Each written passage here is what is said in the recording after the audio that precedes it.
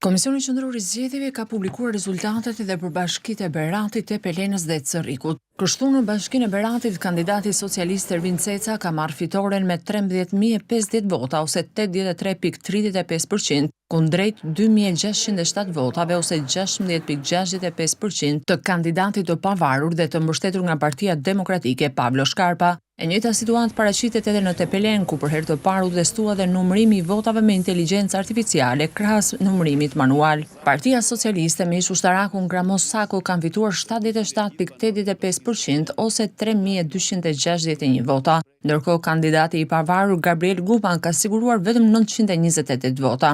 Në total, në bashkinë e Tepelenës kishte 21 qendra votimi. Florenc Doka është zyrtarisht kryetari i ri i bashkisë së Cerrikut, pasi ka siguruar një fitore të qartë në zgjedhjet pjesëme vendore të 9 nëntorit. Kandidati i Partisë Socialiste ka marrë shumicën ndërmuese të votave duke mposhtur dy rivalet e tij, Eligert Himon nga Lëvizja Shqipëria Bëhet dhe Amarildo Hoxhën, kandidati i propozuar nga zgjedhësit. Sipas të dhënave përfundimtare të Komisionit Qendror të Zgjedhjeve, janë numëruar të gjitha qendrat e votimit. Doka ka marrë 6.201 vota që përfaqësojnë 66.22% të totalit. Në vend të dytë renditet Amarildo Hoxha me 1.888 vota, ndërsa Eligert Hima ka siguruar 1.275 vota.